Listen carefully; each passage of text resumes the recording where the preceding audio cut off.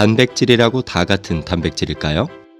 여러분이 지금 섭취하는 단백질 20g은 다른 사람이 섭취하는 단백질 20g과 다를 수 있습니다. 바로 단백질의 품질이 다르기 때문입니다. 크게 보면 인간의 신체는 수많은 단백질로 이루어져 있는데 이 단백질은 특정한 순서와 함량으로 연결된 아미노산으로 이루어져 있습니다. 신체의 단백질은 끊임없이 합성과 분해를 하는데 오래된 단백질은 분해되고 새롭게 합성된 단백질로 교체됩니다. 이 과정에서 아미노산이 유리됩니다. 단백질에서 유리된 아미노산은 다시 새 단백질을 만들 때 사용될 수 있습니다. 그러나 이 중에서 어떤 아미노산은 산화되어 다시 단백질을 합성할 때 사용할 수 없게 됩니다. 그러나 부족한 비필수 아미노산은 신체가 만들 수 있지만 신체가 만들 수 없는 필수 아미노산은 음식물을 통하여 섭취해야 합니다. 이때 신체의 생존과 성장에 꼭 필요한 필수 아미노산의 함량에 대하여 표준을 정하였는데 이것을 아미노산 스코어링 패턴이라고 합니다. 단백질의 품질을 평가하기 위하여 가장 기본적으로 사용하는 방법이 아미노산 스코어를 측정하는 방법입니다. 아미노산 스코어는 이 아미노산 스코어링 패턴과 비교하여 지금 섭취하는 단백질에 얼마나 많은 필수 아미노산이 함유되어 있는지를 퍼센테이지로 표현한 것입니다. 아미노산 스코어링 패턴은 1957년 식량농업기구 FAO에 의하여 처음으로 제안되었습니다. 당시 FAO가 아미노산 스코어링 패턴을 제안할 때 참조한 것이 바로 계란의 아미노산 함량입니다. 이후 아미노산 스코어링 패턴은 몇 번 변경되었지만 1974년 미국 연구평의회에 의하여 제안된 패턴도 역시 계란의 아미노산 함량을 기본으로 하고 있습니다.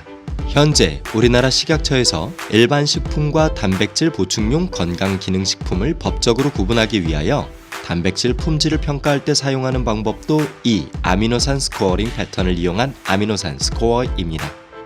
이후 이 기본적인 단백질 품질 평가 방법을 보완하기 위하여 다른 평가 방법이 개발되어 왔는데 생물가라고 불리는 BV, 단백질 효율비 PER, 순 단백질 이용률 NPU, 단백질 소화율로 보정된 아미노산 스코어 PDCAAS가 있으며 2013년 FAO에 의하여 제안된 소화기능 필수 아미노산으로 보정된 아미노산 스코어 DIAAS가 가장 최신의 방법입니다. 그러나 이 모든 평가 방법에서 항상 최상위에 존재하였던 것은 바로 계란입니다.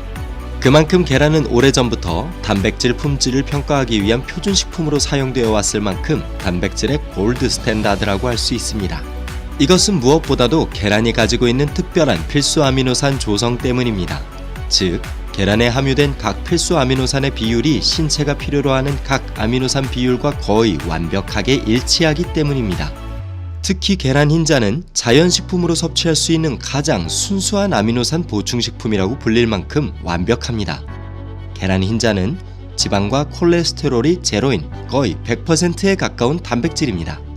계란 한 개의 흰자에는 보통 단백질 3.4g이 함유되어 있으며 전체 아미노산의 40%가 필수 아미노산으로 구성되어 있습니다.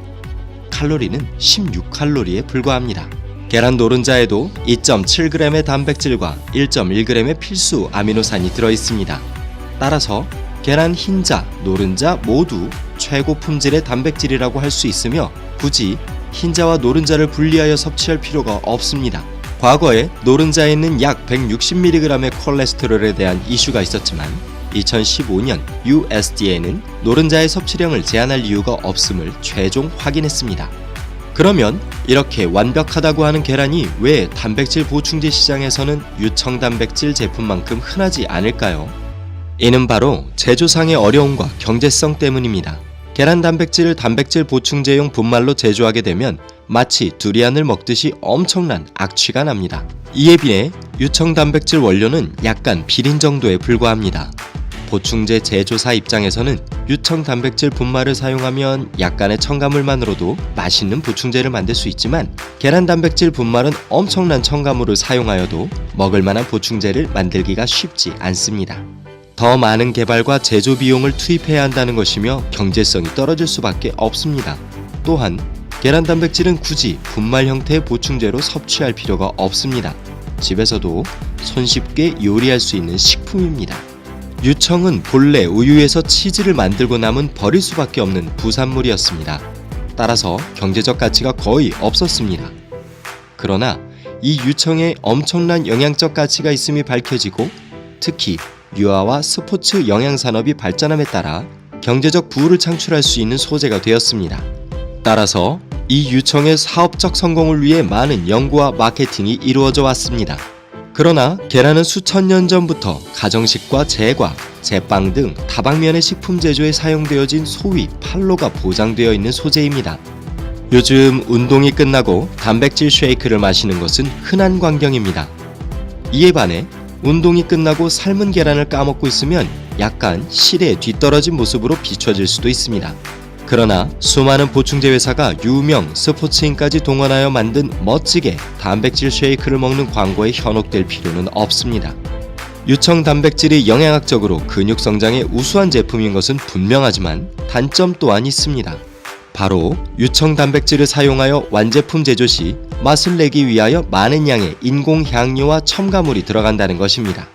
저급의 업체는 유청 단백질을 물에 용해 시 거품이 나지 않도록 소포제를 사용하기도 합니다. 그러나 계란은 원료를 직접 조리하므로 이런 불안감이 없습니다. 물론 계란도 요즘 항생제 및 케이지 프리와 같은 이슈가 있습니다. 패키지에 표시된 단백질의 함량이 높다고 단백질의 품질이 우수함을 보장하는 것은 아닙니다. 더 중요한 것은 신체에 더 잘 소화되고 흡수될 수 있는 필수 아미노산의 조성에 있습니다. 계란 단백질은 유청 단백질에 절대 뒤지지 않는 우수한 단백질 조성을 가지고 있습니다. 또한 계란 단백질은 신체에 가장 빠르게 흡수되는 WPI 분리 유청 단백질에 비하여 3분의 1 정도에 불과한 느린 흡수 속도를 가지고 있습니다. 이런 특성은 카제인과 같이 신체의 단백질 분해를 효과적으로 억제할 수 있습니다. 경제적인 측면에서도 1,000원으로 구입할 수 있는 단백질 양을 비교해보면 계란은 소고기의 약 4배, 돼지고기의 약 2배, 닭고기의 약 1.5배의 단백질을 구입할 수 있어 가장 경제적인 단백질 식품이라고 할 수 있습니다. 유청 단백질이 우수한 영양학적 가치를 가지고 있는 것은 분명합니다. 그러나 보충제 회사들의 마케팅에 현혹되어 주위에 가장 안전하고 완벽한 자연 단백질 보충식품이 있음을 놓쳐서는 안 됩니다.